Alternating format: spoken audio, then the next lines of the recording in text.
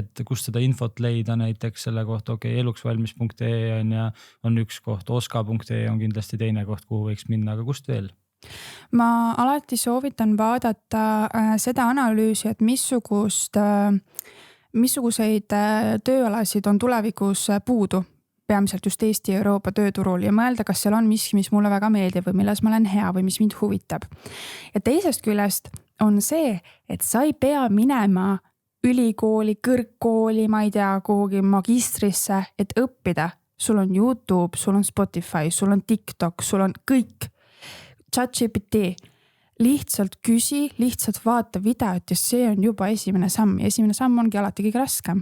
Aga kui sa teed selle esimese sammu ära ja sa paned, ma ei tea, 1-2 nädalas selle alla, et üldse aru saada, kas mulle see, ma ei tea, toon näite, kas mulle see mingisugune programmeerimise valdkond nagu üldse meeldib, kas see mulle huvi pakub, siis sa säästad nii palju aega, kui sa lähed kohe tuimalt ülikooli, astud sisse ja saad aru 3 aasta pärast, et oi ups, valesti läks.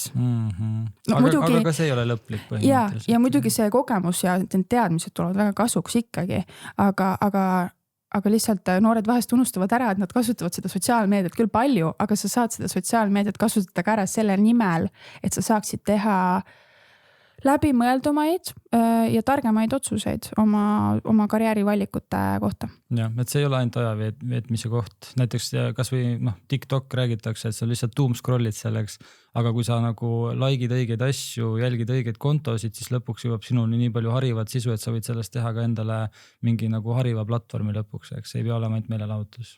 Ja no loomulikult peab siin olema ka eks ju tähelepanelik, et mis infot sa nagu saad ja mis infot sa usud, aga ma olen sinuga väga nõus, et kui sa juba seal TikTokis scrollid, on ju, see ei ole absoluutselt halb, kui sa näed seal vahepeal midagi kasulikku, positiivset, mis paneb sind vähemalt mõtlema või millest sa pärast arutad võib-olla sõpradega või isegi vanematega, et kuulge, mis te ei arvata, ma nägin sellist postitust, kas teil on olnud sellist kogemust?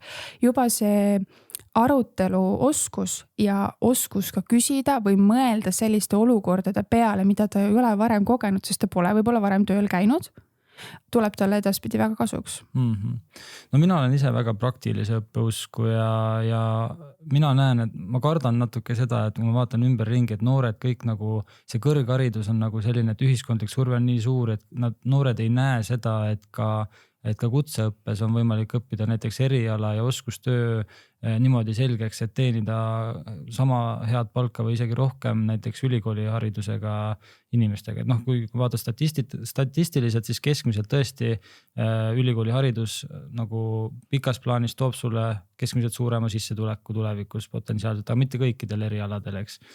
Aga kuidas noori siis motiveerid või mida öelda noortele, et nad ei kardaks teha nagu teistsuguseid valikuid ka või kas sa näed üldse, et see on hirm, et kas see nagu on muutumas?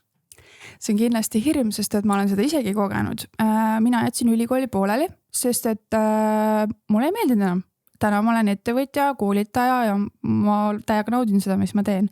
Võib-olla me peaksimegi rohkem jagama selliseid olukordi, kus edukad noored või edukad inimesed on teinud väga ebapopulaarse valiku.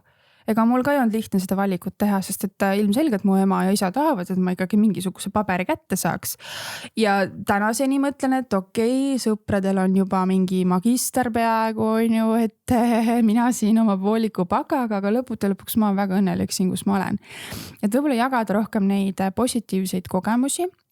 Ja teisest küljest, nagu sa ise ka ütlesid, on nii palju näiteid, kus kutseõppe, siis lõpetaja saab palju rohkem palka kui doktorant võib-olla või doktoriharidusega inimene ja neid kogemusi ka rohkem jagada. Muidugi riik teeb praegu väga head tööd kutseõppe propageerimisel ja mul on sellele väga hea meel.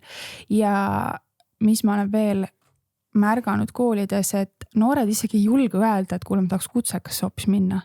Nad suruvad mulle seda isegi keskkooli, surutakse räigalt peale, gümnaasiumi, aga äkki ma tahan kutsekasse minna, äkki ma tahan ametikooli minna. Mis selles halba on, kui ma tean, et ma tahangi olla kokk, et ma tahangi olla keevitaja, sest neid ameteid on ju ka väga vaja.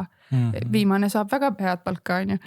Et nagu rääkida rohkem avatumalt sellest, et vahet ei ole, mis see paber on, peaasi, et sulle meeldib see, mida sa teed enamus osa ajast ja et sa saad sellise palga, mida sa väärid selle töö eest, mida sa arvad, et sa ise väärid inimesena, mida väärib su input, see täpselt see ettevõtja mindset, mida sa ise ka mainisid, et saab olla täiesti reaalne palgatööl ka.